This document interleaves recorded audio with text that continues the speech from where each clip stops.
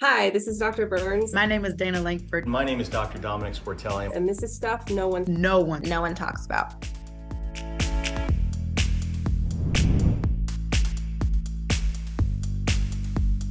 There are ways that you can find a respectful place to disagree, and not abandon yourself and your values, but also not blow up into some SNL skit what your holidays are going to be like. I guess I was just full of Christmas cheer.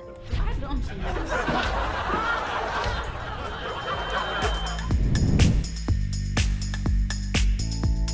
It has to take all parties being willing to not cause harm to the relationship by standing up for what their values are.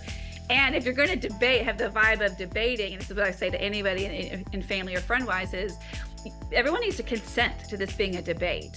Instead of it, I'm going to come at you and tell you what is what.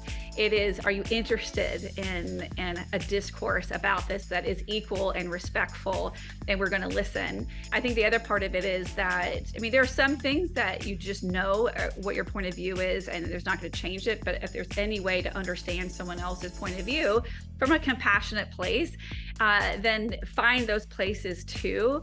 But I think everyone needs to have the line of where you're going to be okay, and we're going to preserve the relationship, and silence is a part of the problem as well. What you're saying, Dr. Juliana, about respect, I think that comes up a lot with this whole conversation. And same for me in my family. There are a lot of differences, and I think that the key for me has been having self-awareness, practicing active listening, and having compassion, and consenting to having this conversation. And bringing it back from a mindfulness perspective, I think that the most important thing you can do is to just be aware of what's happening within you. I'm a big fan of going for walks. I love walking when people are around. I'm like, I'm going to just go take the dog on a quick stroll around the block, or I'm just going to go and sort of express or exercise what is happening in my physical body, so that I can come back feeling more grounded and feeling more aware and feeling more compassionate. But I think the component that overarches all of those ideas is respect. My big issue with the overindulging during the holidays is how we beat ourselves up about it. That's my issue with it.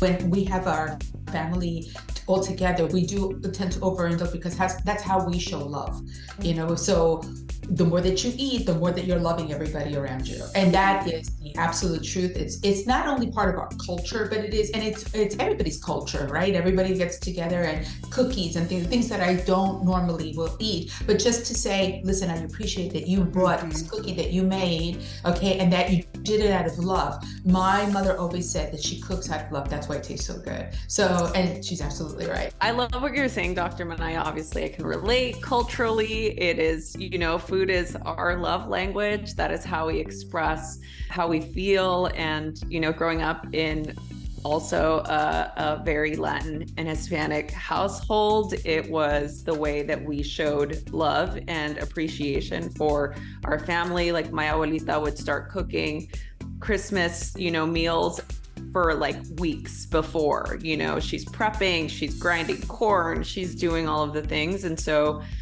once you get to that point, if you're not eating all of that food, it's a sign of disrespect. For me, especially being a mindfulness teacher, my biggest, advice is always do what you're gonna do, but do it mindfully. Be fully present, engage all of your senses, be okay with it. Don't beat yourself up. And I think that's my biggest issue with this season. When people overindulge, we get so hard on ourselves. And if I'm okay with overindulging, I'm going to be okay with it. I'm not going to beat myself up over it. I think it's all context too. Like what's overindulging to me, maybe not be overindulging to you. And so we have to know what we're talking about when we mean overindulging. And I agree with what you're saying about it's a lot about intention and purpose. And if you're going into it with agency, we're doing it when you know, in a way, like you know what you're doing, and you're choosing this consequence to it, or you're choosing to engage in this, then that I think makes a difference. Thanksgiving has become a pretty hard holiday for me, and the last few Thanksgivings it felt really hard to fix the traditional meal for just myself or the kids, and so this year I was like saying to myself, we are going to go do something different, and I'm going to take control of this, and we're not going to. And I talked to my kids, and they were like, we don't care about the traditional, we're going to go on a trip. So I planned a trip for us, and I just finished it yesterday, and I think I overindulged. I'm taking the kids to Vegas. If that doesn't best example of overindulging, not getting all red. I'm like, well, that's what I'm doing. But I did it with purpose, and it feels really good to have actively made that decision.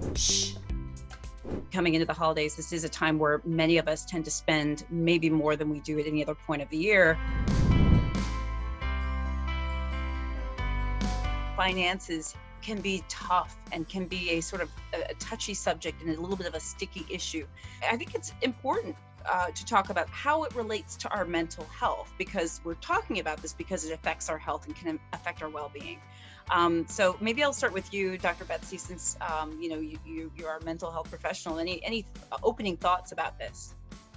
Yeah, I think that the pandemic, again, it forced us to be very creative. Unfortunately, a lot of people lost jobs, and finances became a really big stressor. But what I also saw is people just learning how to make it work.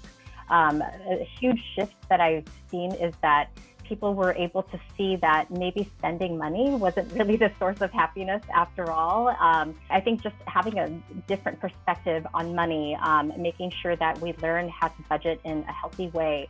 What are things that we need? Being able to let go of things that we don't necessarily need. What I've been able to see is that people were able to adjust to these difficult changes.